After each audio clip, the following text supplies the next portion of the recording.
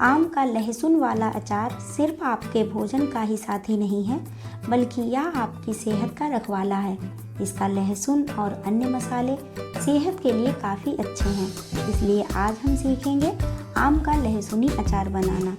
नमस्कार दोस्तों, मैं हूँ सोनी और आज आपके चैनल स्वाद रहेगा याद पर लेकर आई हूँ आम के लहसुनी अचार की रेसिपी। दोस्तों, अचार के चाहने वालों को कोई भी अचार अच्छा लगता है, मगर आम के अचार की बात ही अलग है। इससे पहले हमने आम के परंपरागत अचार, लच्छा अचार, हींग वाला अचार, मेथी वाला अचार, इन सब की रेसिपी शेयर की थी। ये सारी वीडियो आपने नहीं देखी हैं तो लिंक डिस्क्रिप्शन में मिल जाएगा, वहाँ जाकर हमारी वीडियो को देखें और तरह तरह के अचार बनाएं और उनका आनंद लें। दोस्तों, आगे बढ़ने से पहले वीडियो को कर दीजिए लाइक। मैं आपके लिए ऐसी ही मज़ेदार रेसिपी की वीडियो लाती रहती हूँ। मेरे चैनल पर नए हैं तो सब्सक्राइब करके घंटी वाला बटन दबाना ना भूलें, ताकि हमारी नई नई रेसिपी की वीडियो आपको सबसे पहले मिल सके। दोस्तों, इससे पहले कि हम बनाना शुरू करें आम का लहसुनी अचार, फटाफट जान लेते हैं इसके हेल्थ के लिए फ़ायदे। लहसुन एक औषधि है, शरीर के कई रोग मिटा देता है। ठंड में इसको खाने के ज़्यादा फायदे हैं, मगर कच्चा आम तो ठंड में नहीं मिलेगा, इसलिए इसका अचार अभी से रख लेंगे तो ठंड में काम आएगा। आम का लहसुनी अचार आपके हेल्थ के लिए कितना फ़ायदेमंद है, इसकी चर्चा कर लेते हैं। लहसुन रोग प्रतिरोधक क्षमता बढ़ाता है, ठंड में सर्दी जुकाम से बचाता है, खाली पेट खाने से या गैस की समस्या दूर करता है, या हाई बीपी कोलेस्ट्रॉल को कंट्रोल करता है। इसमें पाए जाने वाले एंटीऑक्सीडेंट अल्जाइमर और डिमेंशिया जैसी बीमारियों के खतरे को कम करते हैं। लहसुन खाने से हड्डियां मजबूत होती हैं, थकावट और कमजोरी नहीं लगती, या लेड जैसे जहरीले मेटल तक को शरीर से बाहर निकालने का काम करता है, और यह एक अच्छा डिटॉक्स करने वाली दवा है। इसके प्रयोग से जोड़ों में दर्द की समस्या दूर होती है। और आम के बारे में तो आप जानते ही हैं, इसमें पाया जाने वाला फाइबर पेट साफ रखता है, कब्ज दूर करता है। विटामिन सी रोग प्रतिरोधक क्षमता बढ़ाता है। विटामिन ए आँखों के लिए फ़ायदेमंद है, या डायबिटीज़ के रोगियों के लिए फ़ायदेमंद है, और ब्लड शुगर को नियंत्रित रखता है और लू से भी बचाता है। तो आज के अचार की सेहत से जुड़ी बातें जान लेने के बाद आइए शुरू करते हैं अचार बनाना। यहाँ हमने करीब आधा किलो कच्चे आम लिए हैं, इनको धोकर पोंछ लिया है, और अब हम इनको कुछ इस तरह से टुकड़ों में काट लेंगे। आम के टुकड़े पतले और थोड़े लंबे रखेंगे।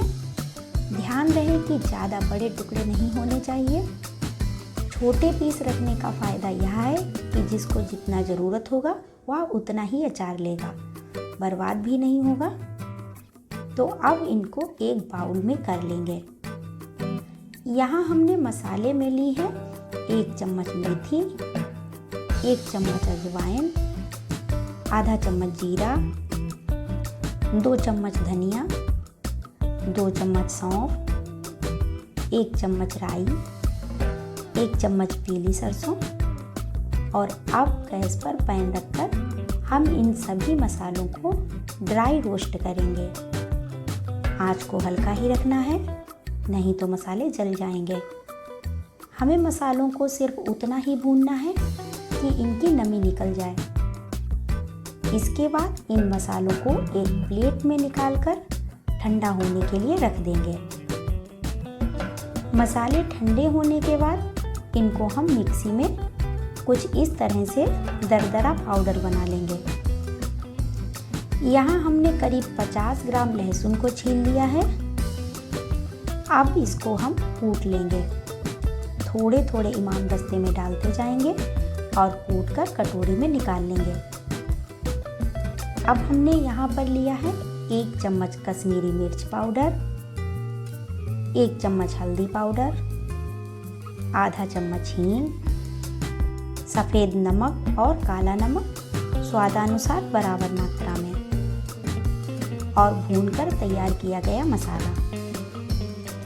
अब हम आम के टुकड़ों पर लहसुन और अन्य मसाले डाल देंगे।